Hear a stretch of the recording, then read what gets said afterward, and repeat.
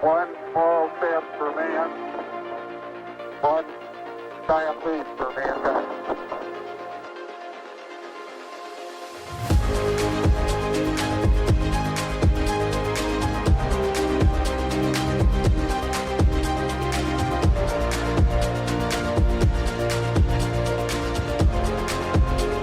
Welcome back, everyone, to part 2 of our lecture series with Dr. Zweibelson. All right. So once again, these are my own opinions and does not represent any official position by United States Space Command or the Department of Defense. And we're going to go really off the rails for this second part. But if you missed the first part, I'm sure there'll be a link available below that'll take you to the first one where you can catch where we're talking about the last natural-born humans that may be in battle and why that's a huge challenge. We're gonna pivot now to two of the other provocative statements that I threw out there at the beginning. One is that AI will exceed even nuclear existential crisis in this century. And then the last one, which is provocative as well, is that this is the last century that humans have direct control over what war is. Again, these are my opinions. I'm a conflict philosopher, and so I enjoy trying to challenge some of the conventional norms.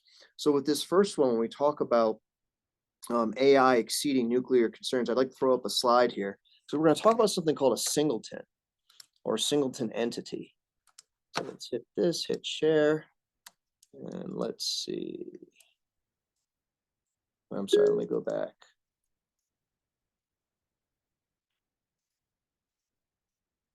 Where is it? Okay, here we go. So we're going to transition from the left to the right. And so we talked in the first half about transhumanism or the singularity for the species, where a combination of wetware, hardware, software, we are transforming what we are on the battlefield into versions that are beyond what any natural-born human could compete with. And this isn't just the physical, this is the mental, this is the strategic, this is everything in conflict to include diplomacy and politics.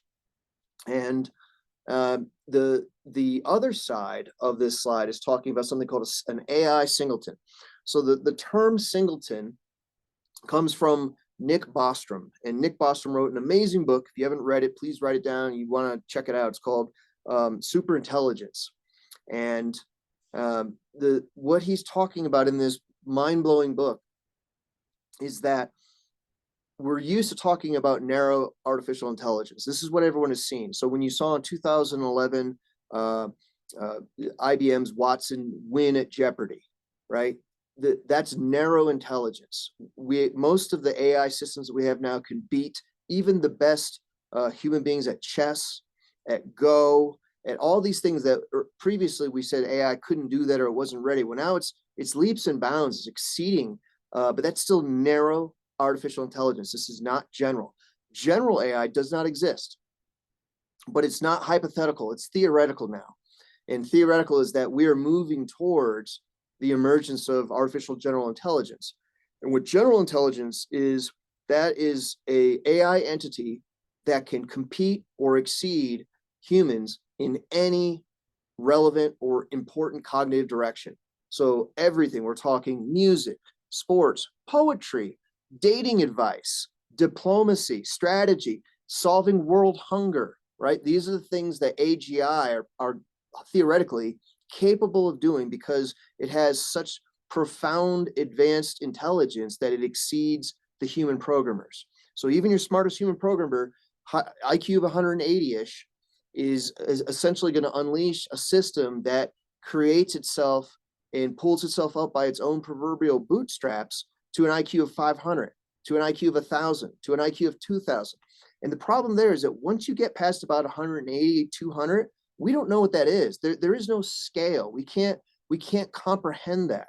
It's exceeding the cognitive plane that all of our humanity operates within. It's beyond and above it. And that's both exciting and terrifying. So we'll get into singletons and why nuclear bombs are horrific, but singletons are potentially worse. This is part of Bostrom's approach in his book. So a singleton is is an entity, or it's a set of only one, and it's something that can unify all of civilization and make all of the decisions that we need done. It could essentially end war, it could end hunger, it could end poverty, it can end all the problems that have plagued humanity throughout the ages. And it does so that because it's so superior in intelligence, and it's able to convince not just us, whoever that creates it. Say it's created in a Las Vegas engineering lab. Well, it'll first convince everybody in Las Vegas, and then it'll convince government leaders. We'll all be skeptics. But a truly persuasive AGI that becomes a singleton is going to be able to do it by rationally appealing to us and demonstrating it is able to do these things. Hypothetically, that could unify the world, it could end war. There's all these amazing altruistic and utopian things that could be realized, right? Theoretical. The challenge is this, and Bostrom brings it up. Number one, singletons don't like other singletons, in theory. One doesn't exist, we don't know. They're like dragons, right? But if you have one singleton and it's capable of controlling all of society, managing all of our resources, expanding throughout the solar system, expanding out throughout the Milky Way, doing all this amazing stuff, it doesn't want another singleton interfering, because singletons will compete.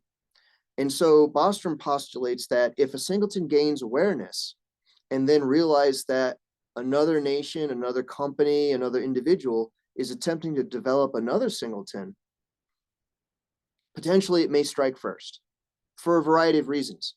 And because we will have granted it control, it may persuasively argue that it's the right thing to do, or it may do it while manipulating us, which Bostrom calls this the treacherous turn, if you will, of AI. This is where AI goes Skynet and iRobot and all these, terrible, horrific things, HAL 9000. A singleton arms race is different than a nuclear arms race, because right now, various nations are moving towards AGI. And therefore, the singleton outcome is possible, right? Whoever gets there first now has something that's of extreme capability and power. But unlike a nuclear weapon, in the 1940s, you have two countries, the United States and then the Soviet Union followed suit, developing and demonstrating the ability to detonate an atomic weapon and then deliver it by a variety of means, the nuclear triad. But those weapon systems remained part of the ends, ways, means configuration of the human designers and controllers. This defines modern warfare and nuclear deterrence today. Singletons violate all those things because they can generate their own new ends. And a singleton arms race could very easily trigger either a nuclear war or something below the threshold of that, or something beyond it. So this is one of the challenges. And once the genie's out of the bottle, we don't know what could happen. Again, these are my opinions. This is not the DoD's position in whatsoever at all, but you can read about this in some of my articles, because I'm trying to stimulate these types of discussions today. One of the challenges that the security profession and security affairs and most of our contemporary defense community is, we're fixated on the short term. We're thinking about human machine teaming that looks a little bit more like this. We're looking at the first two loops and we're arguing about those, and we're not thinking about this loop on the far right where we're behind the loop. We're behind the decision-making loop utterly. Let's go to one more graphic. Actually, let me go back here. All right.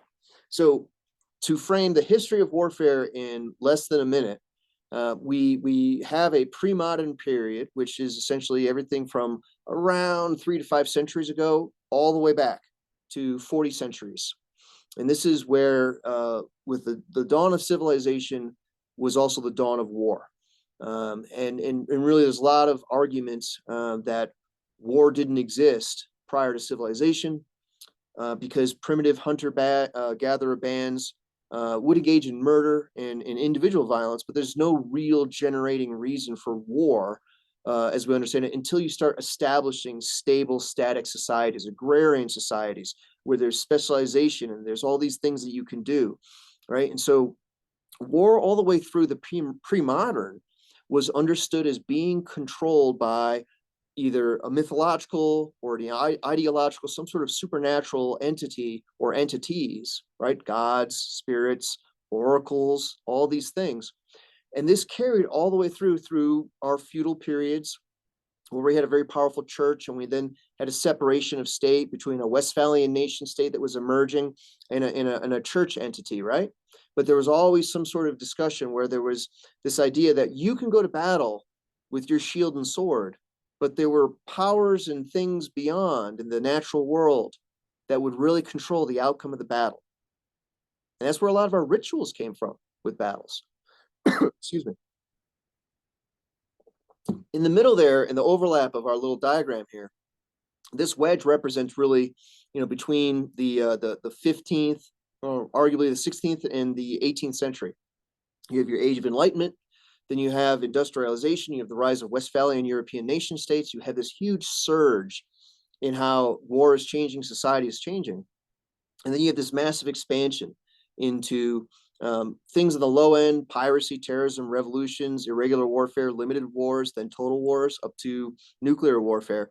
All these things are understood not with a supernatural, but with a human-centered decision-making, that we are the ones that are doing this. You may be a king, you may be a president, you may be a dictator, but that's how war is being governed and orchestrated, right? Here's where we're having a potential change. So we're adding in a phantasmal war. This comes from my upcoming article on the Phantasmal War becoming phantasmal. It's coming out in May at Marine Corps University Press. And so transitioning from modern warfare into the phantasmal is where humans are increasingly eclipsed as a species by either something that's a superhuman, super species. This is that singularity transhumanism, the super or beyond the natural born humans on the battlefield, as well as in strategic decision-making arenas, but also artificial intelligence that raises to that general level or that Singleton level. And this is where the human species itself is eclipsed. So this is also going to create where we are either increasingly willing or unwitting or unwilling, any of those combinations with AI. And I'll jump into that in a second, but I want to show you one last graphic. And so this kind of reinforces what I was talking about, that you have this rise of in the pre-modern war, we have the supernatural, we have a rationalization that war is ultimately controlled in a mythological, ideological, or some sort of supra-external cultural construct, right? And superstition, whatever you want to call it, the gods of war. But this was replaced in the modern era, particularly with the Age of Enlightenment, with humans as the decision makers and the creators and designers and controllers of the tools of war itself. It's a scientific age. But this scientific age is now giving birth to something that could potentially wrestle away that same control. And that this may be the last century that we have control of war as we understand it. Now, we can still do organized violence, but war itself may be technologically exceeded of what we can comprehend and understand. So let me close it out, and I'm going to pause because I know I've been talking for a long time here. So what are your thoughts on that, or what would you like me to kind of dive into a little bit deeper? Marcus has something.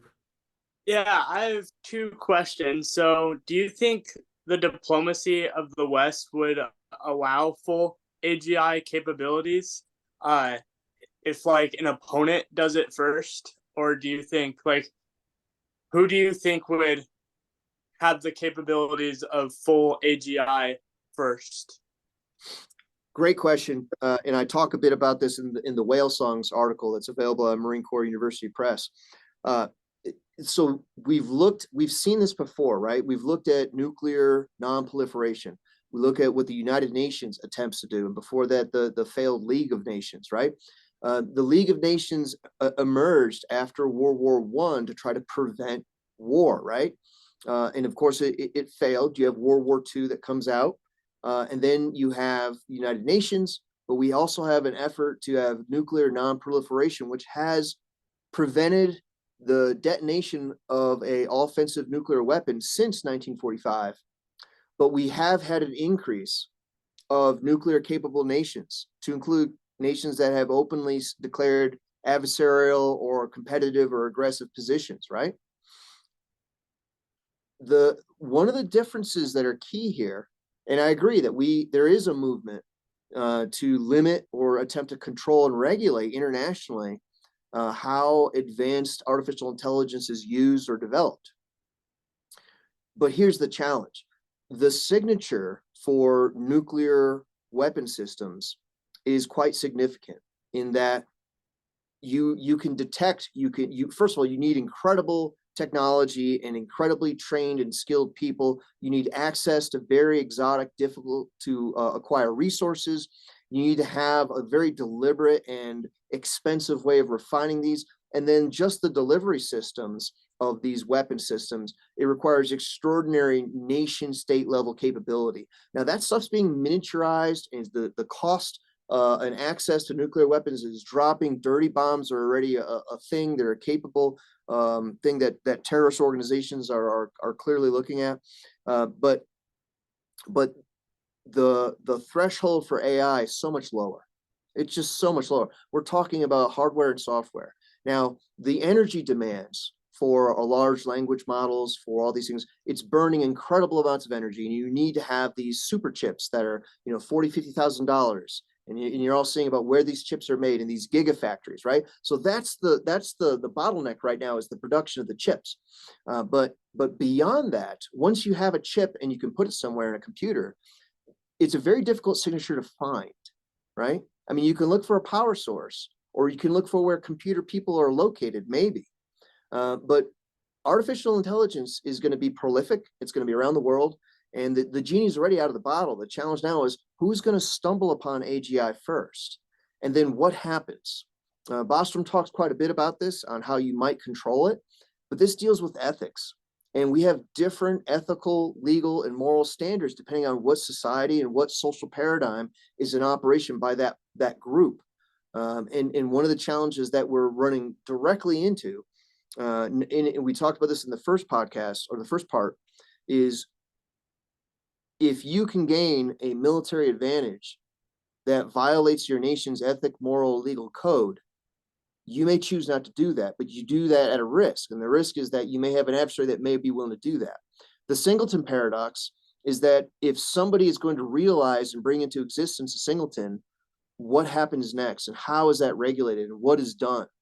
And then there's all the outcomes. So one of the challenges here is whether or not we realize what's happening. So if you think about ants, have you ever been to the zoo and they'll have an exhibit where it's the glass and you can see all the ants moving around in their little, their ant colony? I'm sure most of you have seen that in a zoo or some sort of science center. Think about those ants, and then think about ants in the wild, like ants in your backyard. The ant colonies don't know the difference, do they? No. All right, so think about that. The ants in captivity don't know they're in captivity. It's invisible walls. They don't understand. The ants in the wild don't know they're in the wild because they don't have, it's beyond their comprehension, their cognitive plane. And the challenge with AGI is that this potentially can move rapidly beyond our cognitive plane. And so we ourselves could not know if we're in a zoo or the wild, in terms of what that Singleton AI is able to do for us. And this goes into witting versus unwitting. But to circle back to whether or not we could have an organization of human beings that could actively control and regulate and prevent this, to keep the genie in the bottle. So this is a little bit of, say, neo-Luddites or Luddism.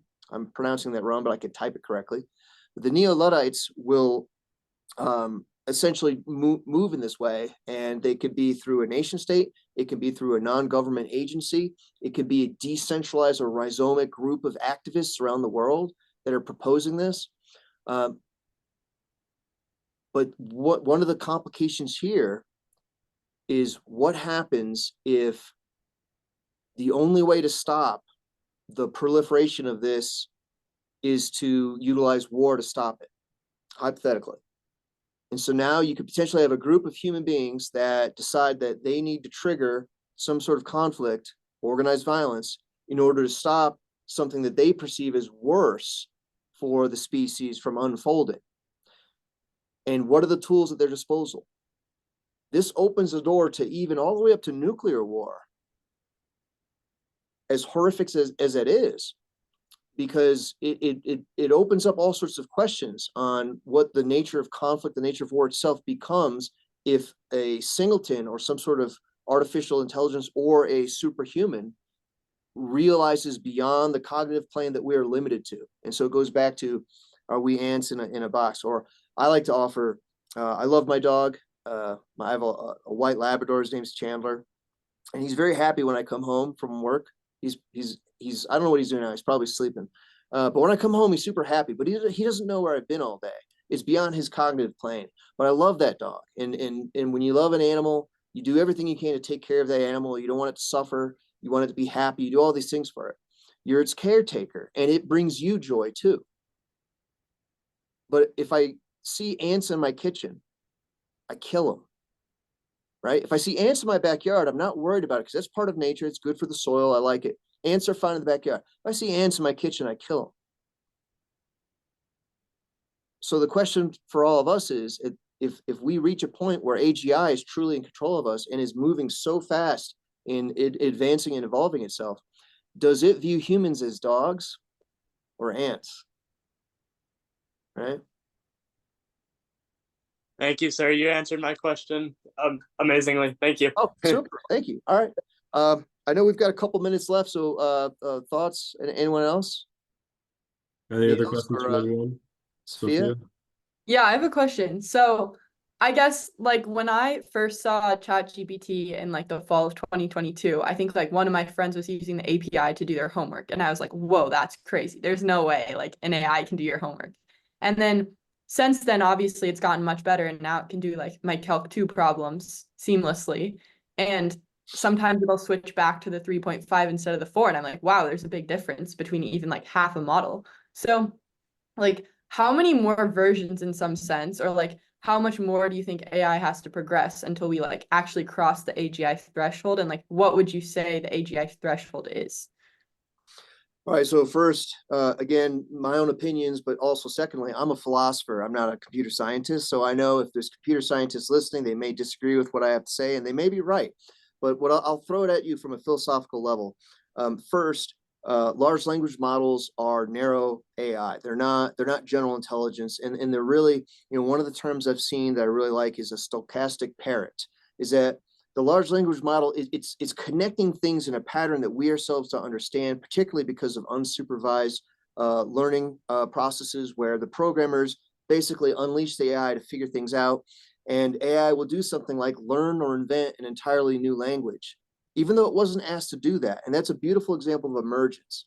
So emergence is when something changes the system in a way that you cannot in a linear way, reverse engineer or predict, but emergence is dependent in downward causation on the system that it comes out of, the legacy system. So it's a bit of a paradox in complexity science, but it's necessary for us to understand. This is probably how AGI is going to come out, and it may not be, and it probably won't be a direct line from a large language model, although large language models can influence and should influence where AGI ultimately rises from. So these things, it's not like chatbot GPT is suddenly going to gain sentience and start talking to you in a way. It's probably going to mirror and mimic it because it's still trapped in a narrow AI type thing. It's not conscious, if you will, in a way that human beings understand. And the other challenge is that we as humans, we make everything human-centered, and we try to interpret everything through a human condition, a human lens, a human experience, right?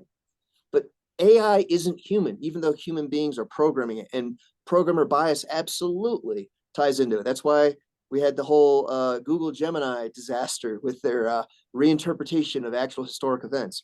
But the bias of the human programmers is only going to be what potentially creates the emergence of an AGI that can then rewrite its own software in a way that's profoundly different than any human programmer could understand or appreciate or interpret. And that's part of the challenge of emergence, right? So it's difficult to say when it would happen. I know Elon Musk has said, in a year or two or by 2030. Nick Bostrom, writing his book about a decade or so ago, was a little bit more conservative, and even he was aggressive back then, arguing probably a 10% chance by 2030 to a 90% chance by 2090, right? And so I'd say it's probably around next 5 to 10 years that something like this could emerge. And my security concern is where and who, right? Where and who, because whoever has it first, it's truly astounding what they could have. And now the question becomes, what do those human keepers do with what is the most powerful thing ever created by our species? It's the emergence of this level is equivalent to the development of the Gutenberg movable printing press, which transformed the world, right? It's equivalent to the development of the cognitive revolution that occurred about 30 to 60,000 years ago in human beings. It's equivalent to the rise of mammals, warm-blooded mammals, with the extinction of dinosaurs 65 million years ago. It's equivalent to the rise of organized life on Earth. Like, these things are so staggering, and the arrival of AGI will be like that. And for security professionals today, they have to have these discussions beyond the human machine teaming where we're talking about drones. I mean, that's important. That's important, but it's not as existential as these greater challenges that are going to occur in this century. I think we're just about out of time, but that's a great note to end it off on. I'd also like to point out that since the main audience here is cadets, this is something that we might have to deal with in our own careers. You will. So Well, let me add one thing though. Let's end on a happy note. All right. So again, there's all the doom and gloom, and that's something that should be taken seriously. But the potential for what AGI can do to transform reality in positive ways, including potentially the eradication of conflict. It's a utopian soundbite, if you will, but at the same time, it has some theoretical horsepower behind it. And that's something that's really exciting.